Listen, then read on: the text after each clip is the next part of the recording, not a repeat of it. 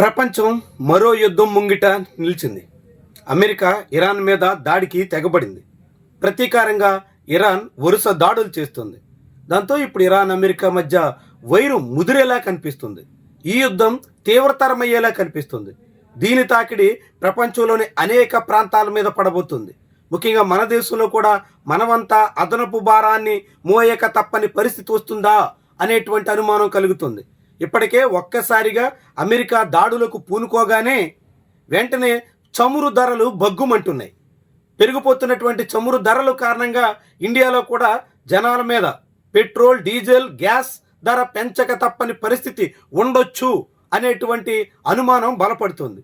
ఈ యుద్ధం ఎంతకాలం సాగుతుందన్న దానిని బట్టి మనం ఎంత భారం మోయాలి అన్నది ఆధారపడి ఉంటుంది. దానికి కారణం ప్రధానంగా ఈ యుద్ధం తీవ్రంగా జరుగుతున్నటువంటి నేపథ్యంలో, ఈ యుద్ధ తీవ్రత పెరుగుతున్నటువంటి తరుణంలో దానికి ప్రధానమైనటువంటి కారణం యుద్ధ తీవ్రత. ఇక్కడ మనం చూస్తే అమెరికా ఇక్కడ తన సమీపంలో ఉన్నటువంటి వివిధ దేశాల్లో ఉన్న తన స్థావరాల నుంచి నేరుగా ఇరాన్ మీద దాడికి పాల్పడుతుంది. ఇరాన్లో ఉన్నటువంటి రాజధాని టెహరాన్తో పాటుగా అనేక ప్రాంతాల్లో పలుచోట్ల క్షిపణులతో దాడులకు పూనుకుంది. దానికి ప్రతీకారంగా ఇరాన్ ఇటు ఒమన్ నుంచి ఇటు కువైట్ వరకు, కువైట్ నుంచి ఇరాక్, సిరియా అనేక ప్రాంతాల్లో, ఇజ్రాయెల్ సహా అనేక దేశాల్లో ఏకకాలంలో దాడులు చేస్తుంది. దాంతో దుబాయ్లో కూడా అమెరికన్ స్థావరాల మీద, అమెరికన్ దౌత్య కార్యాలయాల మీద బాంబు దాడి జరగవచ్చు అనే భయంతో స్థానికులు అల్లాడిపోతున్నారు. అటు ఖతర్, ఇటు కువైట్, మరొక వైపు యుఏఈ, ఇలా అన్ని దేశాల్లో కూడా ఏకకాలంలో ఇప్పుడు దాడులకు పాల్పడుతుండటంతో ఉద్రిక్త వాతావరణం గల్ఫ్ దేశాలన్నింటా మొదలైపోయింది. ఇది ఎక్కడి వరకు వెళుతుంది, ఎలాంటి పరిస్థితికి కారణమవుతుంది, చాలా ముఖ్యమైనటువంటి విషయం. దానికి ఇరాన్ మీద దాడి చేసింది కువైట్ కాదు, యుఏఈ కాదు, ఖతర్ కాదు, కాకుండా ఆయా దేశాల్లో అమెరికన్ స్థావరాలు ఉన్నటువంటి ఈ ప్రాంతాల నుంచి, ఇవన్నీ కూడా అమెరికన్ ఆయుధ స్థావరాలు, ఇక్కడనే బేస్ చేసుకుని ఇక్కడ ఇరాన్ మీద అమెరికా దాడికి పాల్పడుతుంది. దాంతో ఇరాన్ నేరుగా ఈ దేశాల మీద, అమెరికన్ స్థావరాల మీద దాడికి పూనుకుంటోంది. ఈ దాడులు, ప్రతి దాడుల మూలంగా ఇప్పుడు గల్ఫ్ దేశాల్లో ఉన్నటువంటి భారతీయులు కూడా బిక్కుబిక్కుమంటూ గడపాల్సిన పరిస్థితి వస్తుంది.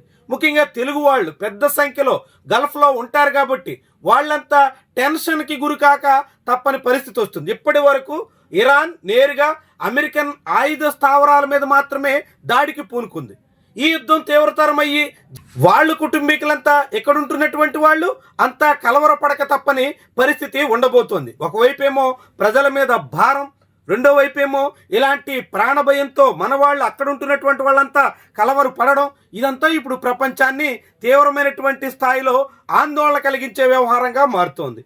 ఇరాన్ అమెరికా మధ్య ఆధిపత్య పోరుతో అమెరికాకి ఇరాన్ తలొగ్గట్లేదనేటువంటి కారణంతో కయ్యానికి పూనుకున్నటువంటి నేపథ్యంలో ఇది చాలా చాలా తీవ్రమైన పరిణామాలకు కారణం కావచ్చు.